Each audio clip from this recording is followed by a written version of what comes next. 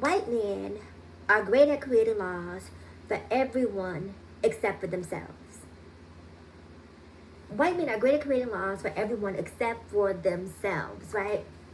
So if you've been watching the news, you know what's happening on Congress with Sarah McBride. You know that she essentially said that she will go along to get along, which I can't stand a weakling. Can I just say that? I cannot stand a weakling. I cannot stand a pick me. And I'm not necessarily calling Sarah McBride a pick me, but I don't know this whole I'm going to comply with the rules. Girl, go somewhere with that. That's weak. And that's one of the issues I think that we're having with the trans community.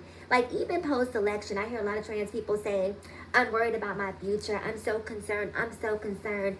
And I'm sorry, I have to tell you, I don't know if it's just because I'm black and I'm trans. Baby, you don't want any parts of this over here. Because if it's smoke you want, consider me a chimney, okay?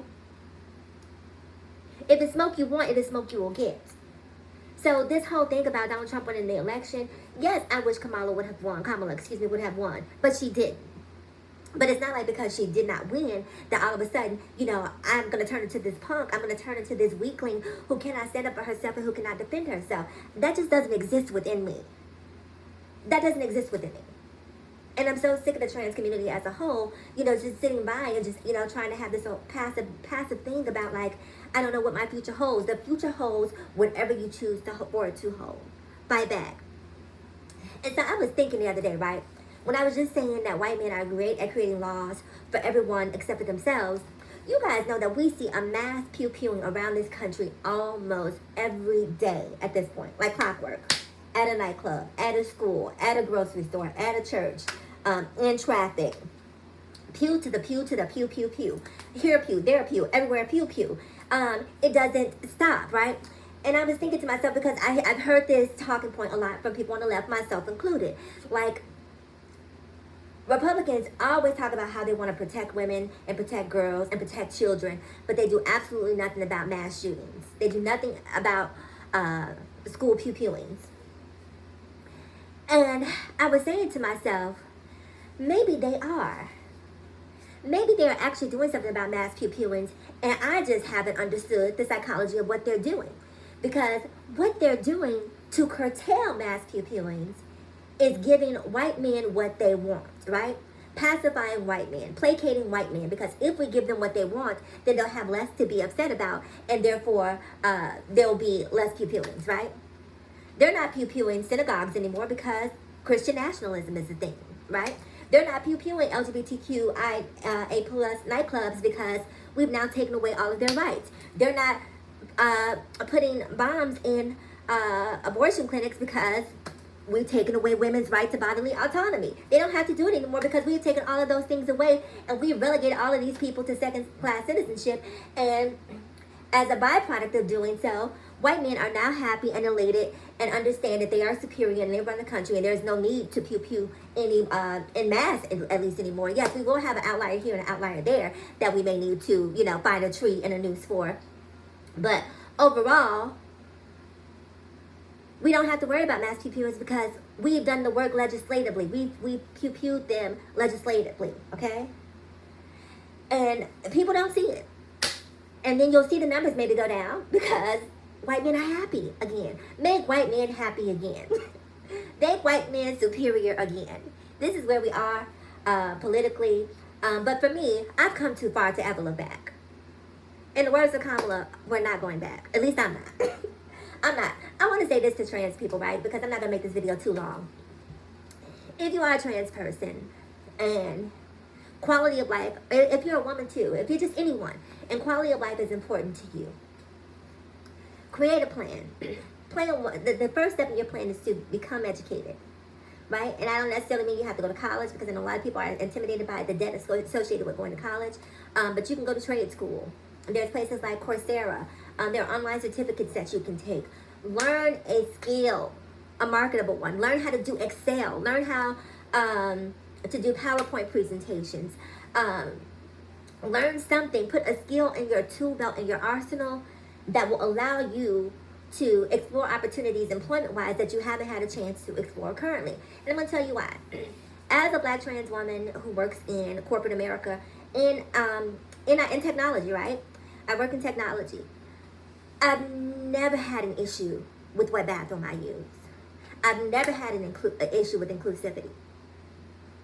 Technology companies typically drive inclusivity.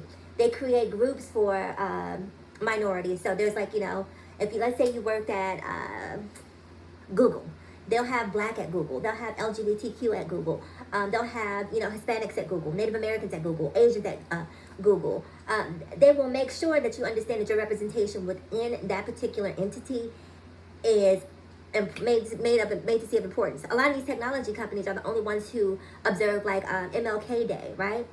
Because they want you, Juneteenth. Those technology companies are the ones at the forefront of including that in their list of holidays that they recognize. And these technology companies are at the forefront of she, her, and hers pronouns. They make it a point to include everyone because what's most important to them is, can you make us money? Do you have a skill set of value? Is there something that you have that we need to create a symbiotic exchange? If there is, let's hook up and let's make this happen. And we're going to make sure that you're paid adequately, that your benefits are fantastic, and that you can use whatever bathroom that you want to use. Find a job in technology. Don't do it yesterday. Do it today. Start creating those steps to put yourself in an environment where people actually value what you do. At my job in technology, there are people with tattoos, pink hair, body piercings. They don't care. But you know what? Those people are smart as hell. They are smart. And typically, these are people who would not have been given a chance. Because they don't necessarily fall into the status quo aesthetically. And technology companies have come to understand that, wait a minute, there's a whole pool of untapped, viable workforce that is not being used because they don't fit the aesthetic. And technology said, bring me some of that. So I'm telling you, it would behoove you to go to school and to get an education. Last thing I want to say, I'm going to talk to black women and black trans women for a moment because I'm so tired of this vitriol that is happening between black trans women and black women. I don't know how we get past it. I see the comments, and I know a lot of black women will actually agree with Mike Johnson not wanting Sarah to use the bathroom. I know because I read the comments online. I watched what just happened recently with Kennedy Dior and at her birthday party and someone misgendering her. And now every time I go underneath the video, every single video of Kennedy I see is he.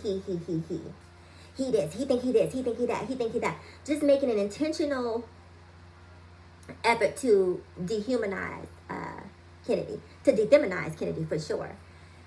And I find it so interesting that we live in a world where we constantly hear from black women, a lot of black women are the most disrespected. But some black women are the most disrespectful. I said some black women are the most disrespectful. And apparently we're in this climate where if you have an issue with one black woman, then suddenly you hate all black women. But no, I'm not playing that, right? If you disrespect me, I'm going to disrespect you back.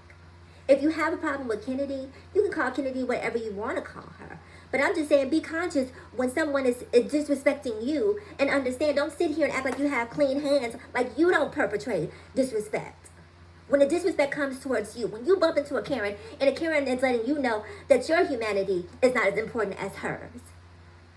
I need you to understand, I need you to think back to these comments that you put on TikTok when you're calling, Miss Netta he's, and what Miss Netta is, maybe that wasn't the best example, but Kennedy Dior in particular and other trans women, when you come out here and try to rob trans women of their humanity, when your humanity is being robbed or there's an attempt to, I don't want you acting like the victim holier than thou when you've been behaving the same way towards another minority group.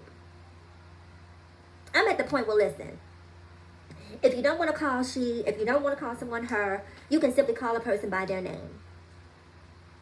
If Sarah's name is Sarah, call her Sarah. If calling Sarah he or she, if calling Sarah she is problematic for you because for whatever reason it goes against your religious beliefs, you don't necessarily want to quote unquote play into their mental illness, which has become, a thing now. I blame Dr. Umar for that whole mental illness thing. That'll probably be another video. But is it too hard for you to just simply be human enough to call someone by their name? And let's stop this back and forth, because this back and forth is what has us all in the position where Donald Trump is in leadership once again. It's enough. And trans women, can we please stop with this whole, oh, I'm so prettier than her, oh, she's just jealous of me,